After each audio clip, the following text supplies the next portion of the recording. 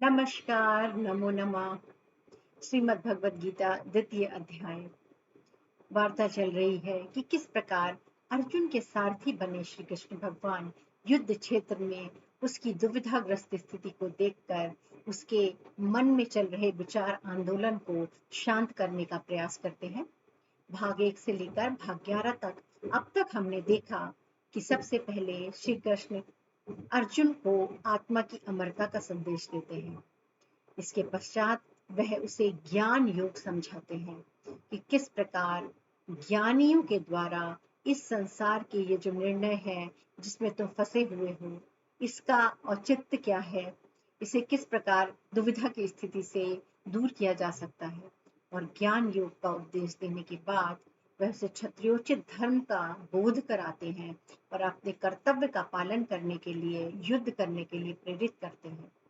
इसके बाद वह गीता में, जैसे कि मैंने पहले भी बताया है, ज्ञान योग, भक्ति योग और कर्म योग, 3 प्रकार के योग बहुत ही विस्तार पूर्वक भली भांति बताए गए हैं। तीनों ही मार्ग का गंतव्य एक है। व्यक्ति अपनी रुचि और अपनी क्षमता के अनुसार किसी भी मार्ग का चयन कर सकता है। तो अभी अब तक हमने देखा ज्ञान योग, अब बात चल रही है कर्म योग की। तो कर्म योग के बारे में आगे के क्या श्लोक है उसका अध्ययन करते हैं। त्रैगुण विषय वेदाः निस्त्रैगुण्यो भवार्जुन निर्द्वंद्वंदो नित्य सत्वस्थो निर्योग क्षेम आत्मवान। हे अर्जुन, वेद तीनों गुणों यानी कि सत, रज और तम के कार्य रूप समस्त भोगों और उसके साधनों का प्रतिपादन करने वाले हैं। इसलिए तुम उन भोगों एवं उनके साधनों में आसक्तिहीन, हर्ष शोकादि द्वंद्वों से रहित, नित्य वस्तु परमात्मा में स्थित योग यानी कि क्या, अप्राप्ति की प्राप्ति का नाम योग है, और क्षेम, प्राप्त वस्तु की रक्षा का नाम क्षेम है, को न चाहने वाले और स्वाधीन अंतःकरण करने वाले पर। श्री कृष्ण अर्जुन को समझाते हुए कहते हैं कि वेदों में 3 गुणों का उल्लेख किया गया है, सत, रज और तम, और इनके कार्य रूप समस्त भोग संसार में इन्हीं सत, रज, तम के भोग कार्य रूप में परिणित होने वाले भोग और उसके साधनों का उसमें अच्छे प्रकार से भली भांति प्रतिपादन किया गया है। इसलिए उनको समझकर तुम उन भोगों और उन साधनों में आसक्तिहीन रहो, हर्ष शोकादि द्वंद्वों से रहित रहो, नित्य वस्तु परमात्मा में स्थित योग और क्षेम को न चाहने वाले तथा स्वाधीन अंतःकरण वाले बनो। गीता में एक चीज आई है, योग क्षेम, योगक्षेमम वहम्यहम्। श्री कृष्ण भगवान कहते हैं कि ऐसा भक्त जो मुझ में पूर्ण रूप से समर्पित है, उसका योग और क्षेम मैं वहन करता हूँ। तो इस क्रम में यहाँ पर बात है, योग क्या है? अप्राप्त की प्राप्त का नाम योग है। जो हमें नहीं प्राप्त है ऐसा ज्ञान जब हमें प्राप्त हो जाता है तो वो योग कहलाता है। और क्षेम, जो हमें प्राप्त है वह बना रहे, उसकी रक्षा का नाम क्षेम है। तो ऐसा व्यक्ति जो सांसारिक भोग विलासों में फंसा हुआ है, वह उनसे मुक्त होकर, इस संसार के भोगों में आसक्तिहीन होकर, हर्ष शोक आदि जो विपरीत भावों वाले द्वंद्व है उनसे मुक्त हो जाए और नित्य परमात्मा में स्थित हो, यही कर्मयोग है। तो अर्जुन, तुम इसे भली भांति जान लो। त्रैगुण्य विषय वेदा निस्त्रैगुण्यो भवार्जुना।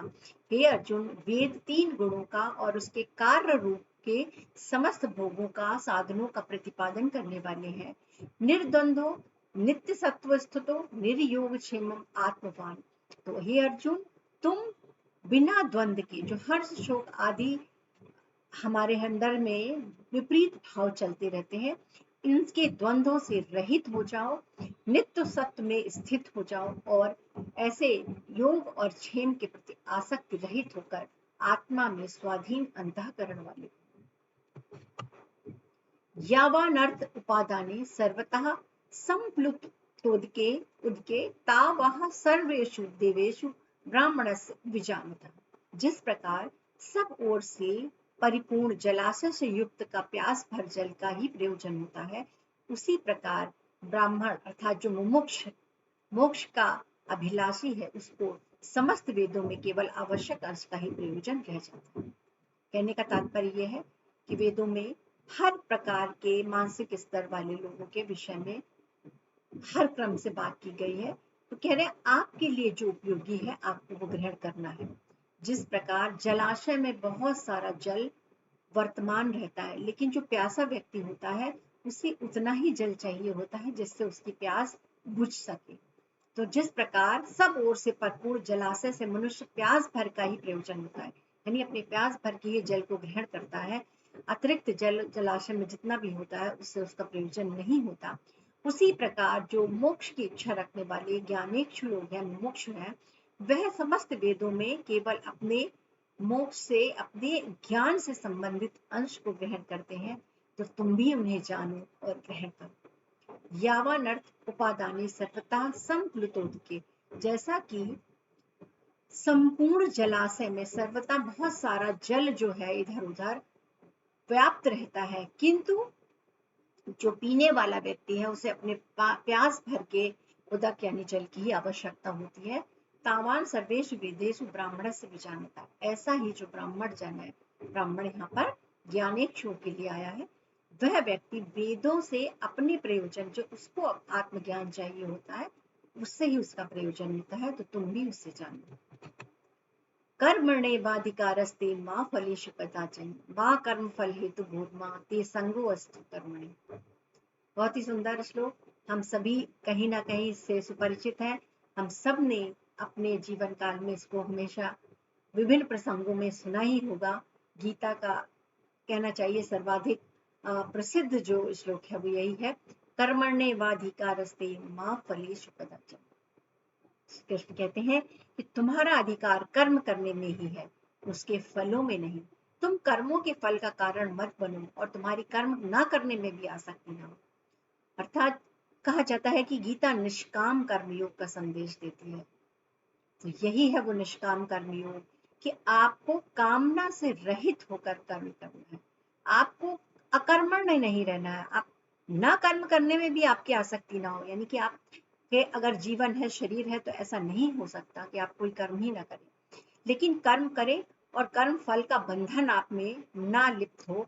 उसके लिए क्या करना है, कर्मण्येवाधिकारस्ते मा फलेषु कदाचन, तुम्हारा कर्म करने में ही अधिकार है, उसके फल में नहीं। यानी आप कर्म करो, उसका क्या फल मिलता है क्या नहीं मिलता है उससे तुम्हारा प्रयोजन नहीं है, बस तुम्हें शुद्ध मन से प्रयास करना है। तुम कर्मों के फल का कारण मत बनो, माँ कर्म फल हेतु भूर्मा, उसकी आसक्ति में ना पड़ो। क्या फल क्या देता है ये ईश्वर, वो उसकी मर्जी पर रहने दो। तुम्हारी कर्म करने में भी आसक्ति ना हो। ऐसा भी नहीं है कि तुम कर्म ना करने में आसक्त हो जाओ, कर्म करना है आपको, पर कैसा, निष्काम कर्म करना, कामना से रहित होकर स्वधर्म के अनुसार न धर्म न कर्तव्य मानते हुए कर्म को करना है। उसके परिणाम के विषय में चिंतित नहीं होना है। उसका परिणाम सकारात्मक नकारात्मक जो भी हो, उसको समान भाव से जब हम ग्रहण कर लेते हैं, ईश्वर का फल मानकर, जो भी हमने प्रयास किया उसका जो भी परिणाम होता है उसको सहज भाव से, समभाव से स्वीकार कर लेते हैं, तभी वह निष्काम कर्म कहलाता है। और इसी कर्म के माध्यम से कर्म फल का भोग हमारे लिए, शरीर के लिए भोग देने वाला नहीं होता। योगस्थ कुरु कर्माणि संग त्यक्त्वा धनंजय सिद्ध सिद्धियो समभूत्वा समत्वम योग उच्यते।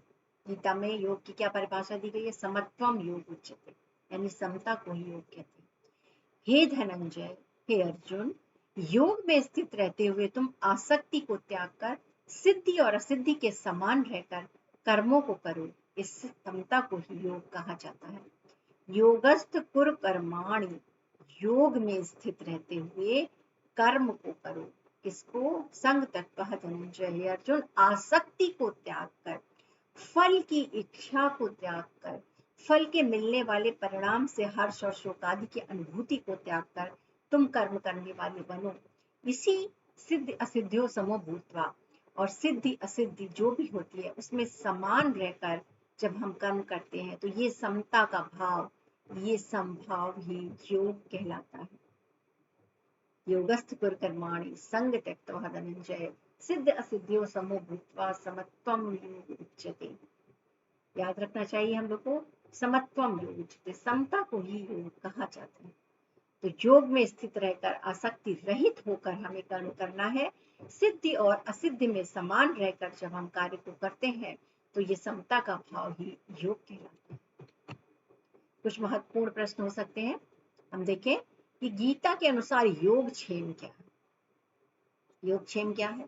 अप्राप्ति की प्राप्ति योग और प्राप्त को बने रखना क्षेम।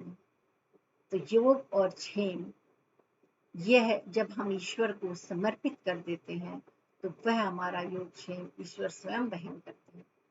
कर्मण्येवाधिकारस्ते मा फलेषु कदाचन। बहुत ही सुंदर पंक्ति। हमें अपने जीवन में इसको उतारना चाहिए, लाने का प्रयास करना चाहिए। धीरे धीरे अभ्यास के द्वारा ये सिद्ध हो सकता है।